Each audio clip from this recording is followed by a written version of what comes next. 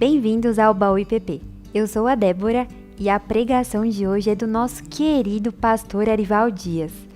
E o tema é mortificação dos pecados. Já abre a sua Bíblia lá em Romanos 8,13 para acompanhar a leitura da palavra. E a enquete de hoje é: você acha que tem algum pecado de estimação? Comente aqui e aproveite a pregação. Romanos, capítulo 8, versículo 13. Eu quero falar nesta manhã sobre um tema complicado, difícil, pouco falado e pouco pregado na igreja. O tema é mortificação. Alguém aqui já ouviu algum sermão sobre mortificação? Não é mortalha não, é mortificação. Alguém já ouviu?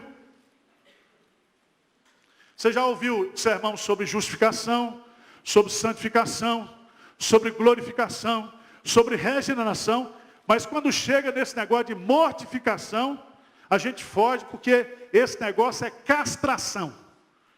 E nós, pessoas do século XXI, não podemos tratar desse assunto. Mas a Bíblia coloca esse assunto como um dos assuntos mais importantes para a nossa vida espiritual. Mortificação significa eu e você tratarmos do pecado pessoal, do nosso pecado pessoal. Quem tem pecado predileto aqui, levanta a mão. Pecado predileto. Vocês são tudo mentirosos, porque todo mundo tem.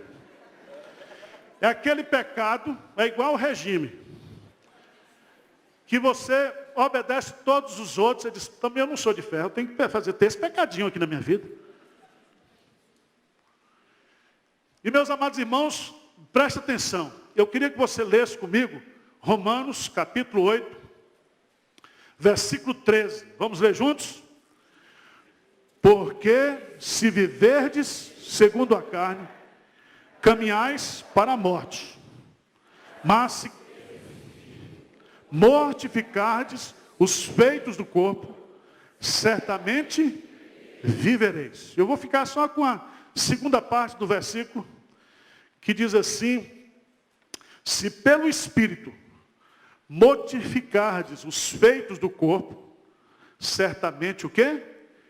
Vivereis. Romanos capítulo 8, versículo 1. Você está com a Bíblia aberta aí? Vamos ler juntos, versículo 1. 8.1, Romanos 8.1, o que diz? Agora, pois, já nenhuma condenação há para os que estão em... Preste atenção, no dia em que eu aceitei Jesus, no dia em que o Espírito Santo me converteu, todos os meus pecados foram perdoados. Em outras palavras, eu fui liberto de toda e qualquer tipo de condenação que o pecado pode trazer para a minha vida. Eu sou agora uma nova criatura. Mas o que Paulo vai tratar aqui, não é da condenação do pecado, mas da presença do pecado. Porque eu e você, mesmo sendo pessoas perdoadas e salvas e regeneradas, a Bíblia diz que nós estamos livres do poder do pecado, mas nós não estamos livres da presença do pecado. O bem que eu quero fazer, esse eu não. E o mal que eu não quero fazer, esse eu faço. E é tão interessante, meus amados irmãos, porque a gente esquece que o pecado, ele está ativo dentro de nós. E ele está disposto a produzir atos pecaminosos.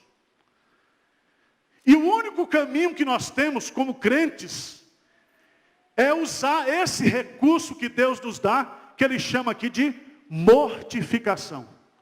Mortificação. Quando você tira a vida de um animal, você mata um animal, ele perde o fôlego da vida, ele perde a sua capacidade de respiração, ele deixa de exercer uma função vital. O que ele coloca aqui para nós é que nós temos que lutar contra o pecado E nós temos que trabalhar do ponto de vista espiritual, na presença de Deus, para que aqueles desejos pecaminosos que eu tenho, eles não sejam concretizados na minha vida. Eu tenho que matá-los, mortificá-los. E é tão interessante, porque o pecado, ele precisa ser mortificado continuamente.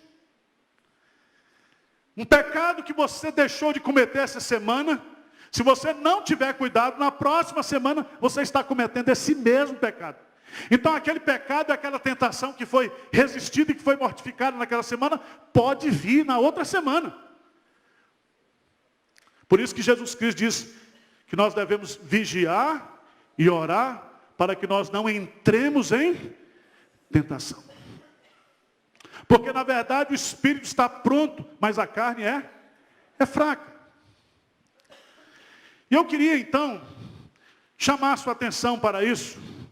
John Owen, no livro muito famoso que ele escreveu sobre tentação e mortificação, ele diz algo que eu acho fantástico. Ele diz assim: a força, o poder e a satisfação em nossa vida espiritual dependem de mortificarmos os atos da natureza pecaminosa.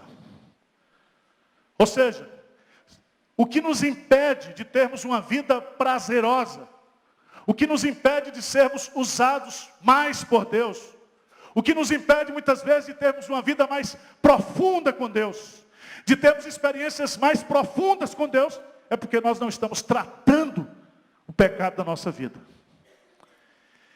Eu queria tirar 3 lições bem práticas desse versículo, à luz do próprio texto.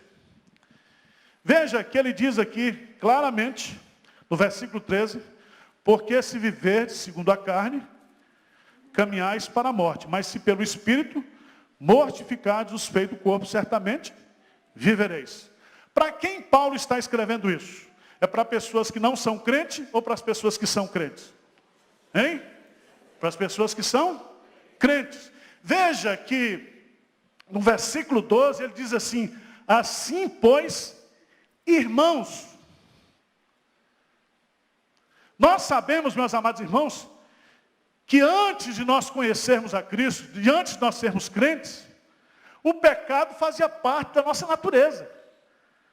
Em Efésios, lá em Efésios, a gente vai aprender claramente no capítulo 2, que antes nós vivíamos fazendo a vontade da carne e dos pensamentos.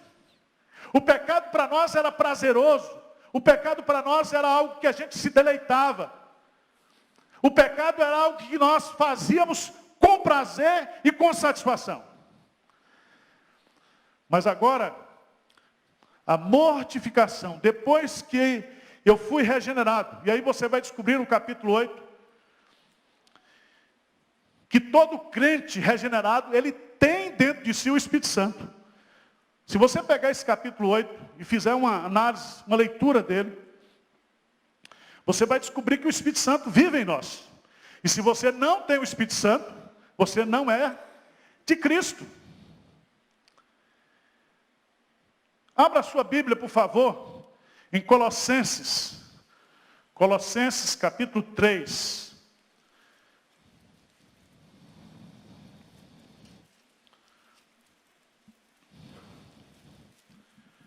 Paulo começa dizendo, no versículo 1, portanto, se fostes ressuscitados juntamente com Cristo, buscai as coisas lá, onde Cristo vive, assentado à direita de Deus. Pensai nas coisas lá do alto, não nas que são aqui. Por quê? Porque morrestes, e a vossa vida está oculta juntamente com Cristo em Deus. Quando Cristo, que é a nossa vida, se manifestar, então vós também sereis manifestados com Ele em glória. Versículo 5, lê comigo. Fazei, pois, morrer a vossa natureza terrena. Prostituição, impureza, paixão lasciva, desejo maligno, avareza, que é? E ele diz no versículo 6, por estas coisas é que vem a ira de Deus sobre os filhos da desobediência. Mas agora nós não somos mais filhos da desobediência, nós somos filhos da obediência.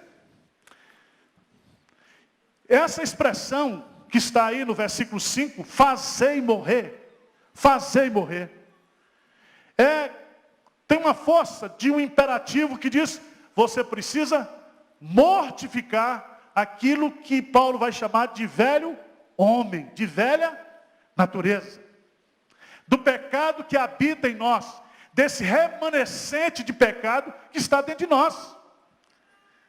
E só o crente pode lutar, e só o crente pode mortificar, e só o crente com a graça de Deus, com a misericórdia de Deus, com a força que vem de Deus, pode de fato mortificar o pecado.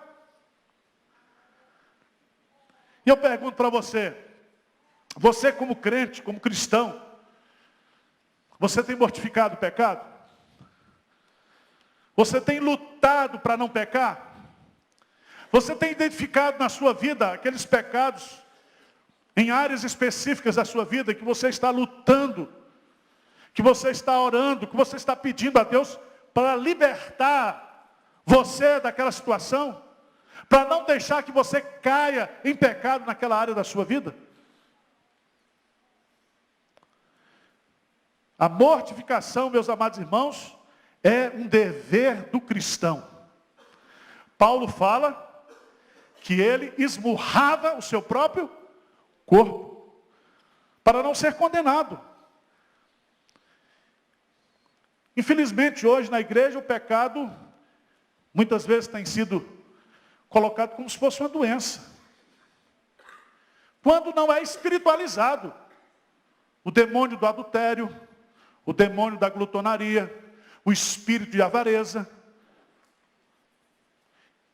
E a Bíblia fala que o pecado está em nós. É a nossa natureza corrompida que nos faz pecar. E aí a gente precisa entender que não existe crente grande, crente pequeno, crente forte, crente fraco. Todos nós estamos expostos a cair em tentação, a pecar, se nós não procurarmos mortificar o pecado da nossa vida. Segundo lugar, voltando para o texto de Romanos, capítulo 8. Se a mortificação é um dever, Paulo vai nos ensinar no versículo 13. Ele diz, mas se pelo Espírito. E pelo Espírito aí significa um instrumento de mortificação. O agente que Deus nos dá para que nós possamos vencer o pecado. Preste atenção. Veja a desculpa que você vai dar para Deus e que eu vou dar para Deus quando eu pecar. Porque o Deus que me pede para que eu não peque é o mesmo Deus que me capacita a não pecar. A quem muito é dado, muito será o quê? Cobrado. E é tão interessante, porque no versículo 9 do capítulo 8, vós, porém, não estáis na carne, mas no Espírito, se de fato o Espírito de Deus habita em vós. O crente, ele é a habitação do Espírito Santo. No versículo 11, diz que o Espírito Santo nos dá vida. No versículo 15 de Romanos 8, diz que esse Espírito é o Espírito de adoção. E veja no versículo 26, que esse Espírito nos foi dado, porque nós não sabemos orar como convém, mas o mesmo Espírito intercede por nós, sobremaneira, com gemidos o quê? Inexprimível. Ele nos assiste em nossas fraquezas. Então você tem um pecado que é o seu calcanhar de Aquiles. Você tem um pecado que você está lutando, que você precisa mortificar. Você não vai conseguir mortificar esse pecado com a sua força. Então não adianta fazer votos. Quantos votos nós já fizemos em Santa Sé, dizendo, a partir de hoje, eu não vou mais cometer esse pecado. Aí você passa uma semana, Até esquece. Um dia o diabo pega você na curva, você peca de novo. E aquele voto que você fez, você se lembra daquilo. E o diabo começa a dizer para você, não tem jeito, cara, você não presta mesmo, não adianta você ficar fazendo voto. Aí chega na cabeça do jovem, do adolescente, quantos cultos de fogueira você chorou, você prometeu, voltou para a igreja, passou 15 dias pegando fogo, depois a fogueira esfriou. E tudo que você fazia antes de ir para o acampamento, você continua fazendo. E o diabo então chega junto de você e diz, rapaz, você não tem jeito, você não presta. E o mesmo diabo que usa a nossa fraqueza e usa o mundo e nos ataca com tentações, é o mesmo diabo que nos acusa, que nos desmoraliza, que nos envergonha. Porque o pecado entra sorrateiramente. Ele não mostra todas as suas consequências. Mas o pecado vai entrando devagarinho, devagarinho, daqui a pouco vai produzir algo que Hebreus fala do endurecimento do pecado. E as pessoas até chegam a dizer que aquele pecado é vontade de Deus para a sua vida. Ah, pastor, é a minha vontade de Deus. Encontrei o homem da minha vida, a mulher da minha vida. Encontrei agora, né? Eu estou idolatrando dinheiro, eu estou aí amando mamon, mas eu dou o dízimo. Eu sustento missionários. Como se dízimo e oferta missionária fosse uma oferta de descarrego de consciência. Mas o pecado da avareza, da idolatria, está lá dentro de nós. A gente cultiva, a gente dá nome psicológico, a gente justifica, a gente racionaliza, a gente nega, a gente projeta. É tão interessante observar como as pessoas pecam hoje e depois elas dizem, a culpa é da igreja. Essa igreja que não me ajuda a não pecar. Meu irmão, você pode estar aqui na igreja, no culto mais consagrado do mundo. Quem chega primeiro aqui não é o pastor Arival, nem a junta de não. É o diabo. Ele não perde um culto aqui em Pinheiros. E ele fica trabalhando aqui. Quando a gente prega aqui, ele joga a semente, ele vai e tira a semente do seu coração para que a semente não frutifique. O diabo está agindo. E aí a gente precisa entender. É inútil nós procurarmos outros remédios. Não adianta a gente fazer votos, não adianta a gente fazer jejum com saco, não adianta a gente fazer penitência, não adianta a gente ir pela força do braço, o esforço humano. Porque a mortificação é uma obra do Espírito. Abra a sua Bíblia, por favor. Eu queria que você lesse comigo o que está lá em Ezequiel, capítulo 36, verso 26 e 27. Ezequiel 36, 26 e 27.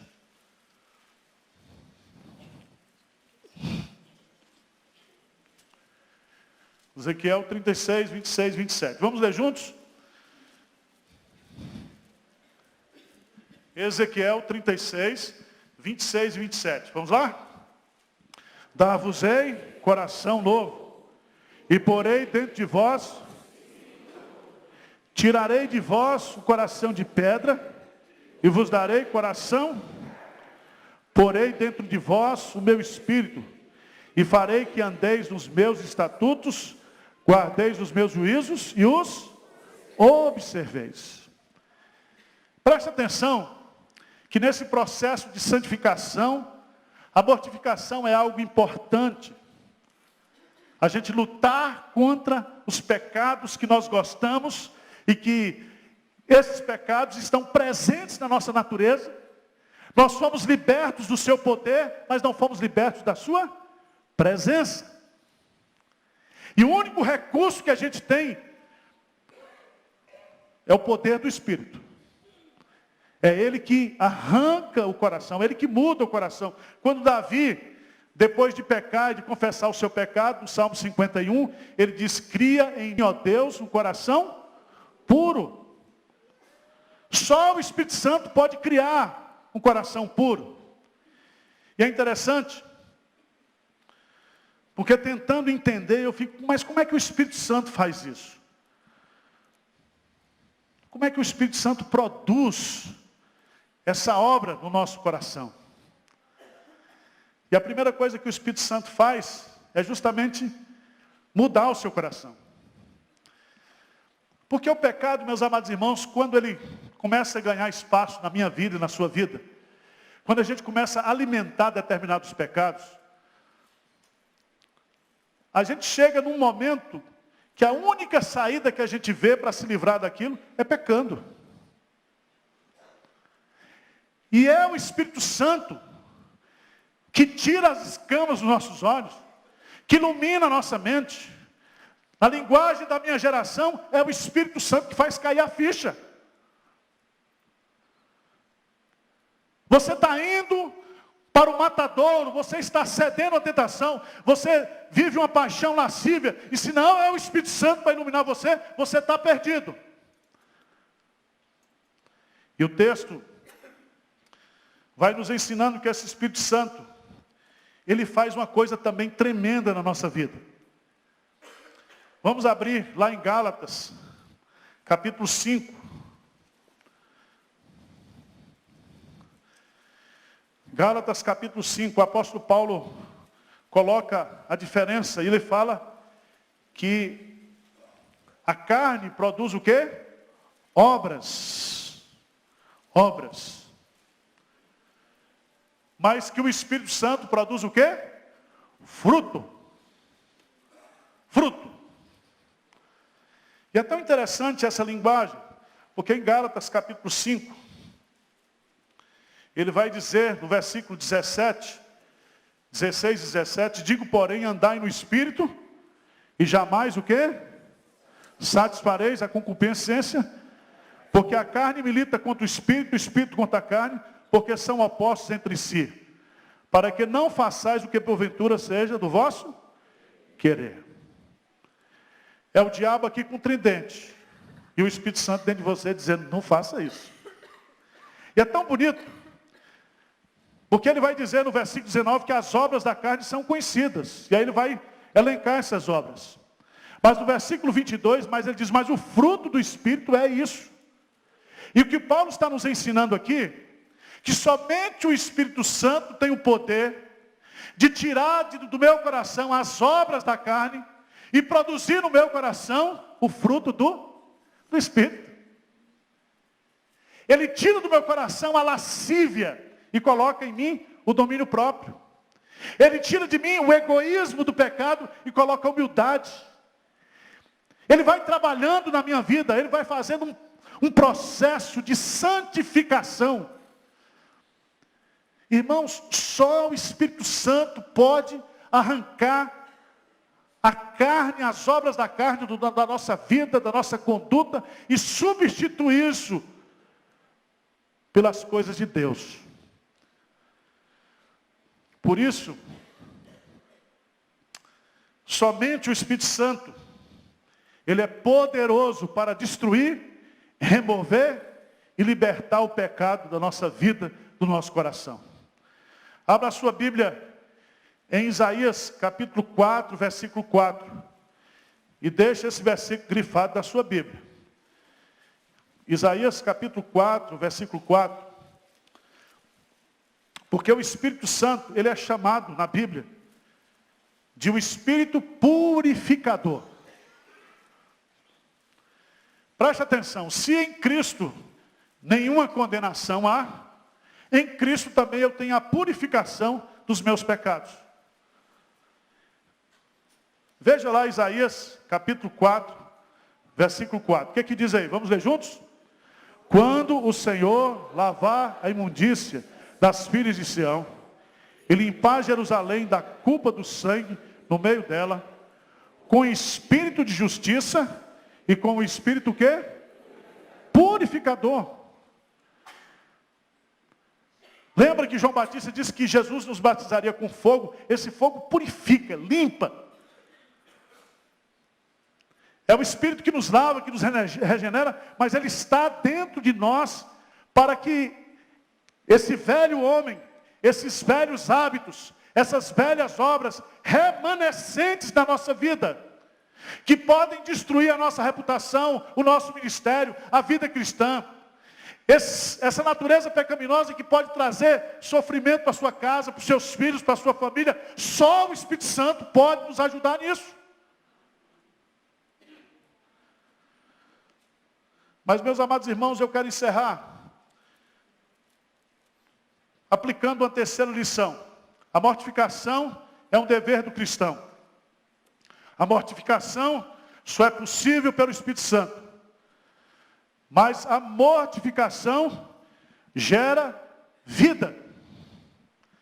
E voltando para Romanos capítulo 8, versículo 13, diz assim: se pelo Espírito mortificardes os feitos do corpo, certamente o quê? Vivereis. E a pergunta que eu faço para o texto é: mas nós que temos o Espírito Santo, nós não estamos vivos? Por que Paulo usa aí essa expressão vivereis? A gente sabe lá em Romanos capítulo 6, que o salário do pecado é a morte. O pecado nos conduz à morte. E o diabo, que vem somente para matar, roubar e destruir, usa o pecado e usa o mundo para nos destruir. Mas nós estamos vivos. E, meus amados irmãos, entendendo o que Paulo está colocando aqui. Paulo está colocando aqui para a gente o vivereis, não no sentido de vida eterna, que a gente pode colocar nessa dimensão futura, mas a ideia aqui é de sobrevivência espiritual. Todo cristão tem a vida, mas nem todo cristão desfruta da vida de qualidade que somente o Espírito Santo pode dar.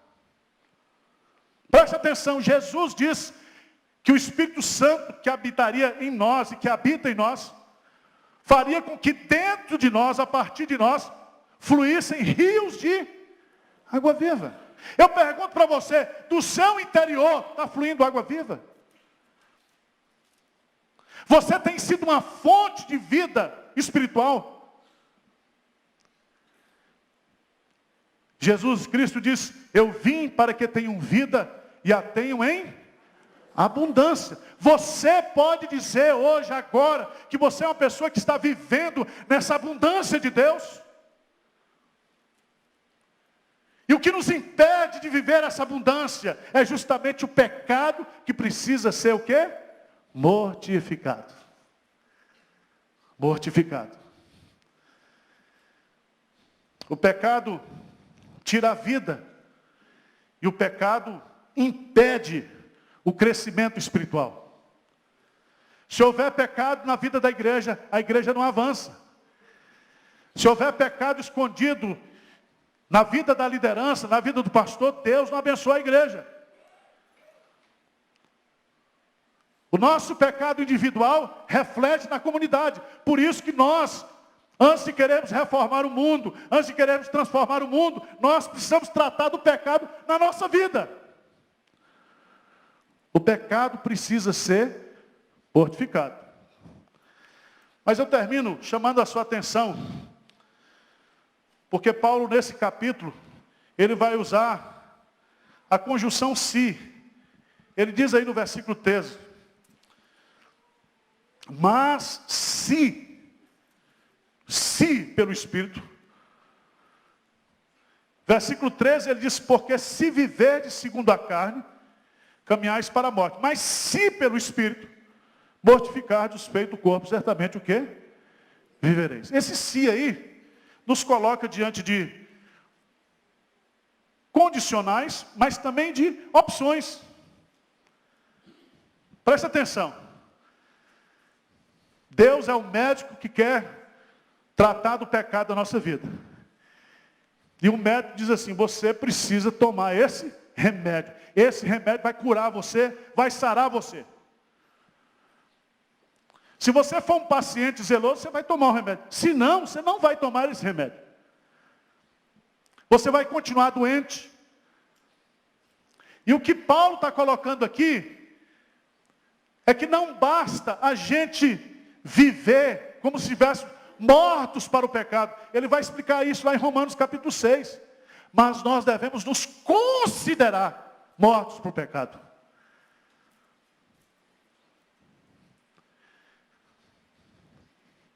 E eu quero perguntar para você nessa manhã, você quer tratar o pecado na sua vida? Ou você quer continuar do mesmo jeito? Quem quer tratar do pecado da sua vida, levanta a mão, individualmente. Graças a Deus. Meu irmão, não tem receita aqui para você.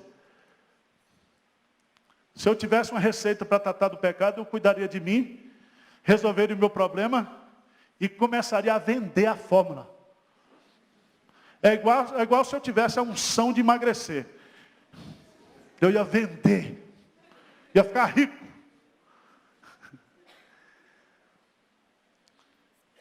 Nós precisamos, nessa manhã, nos dirigirmos aonde? Ao Calvário. Ao Calvário.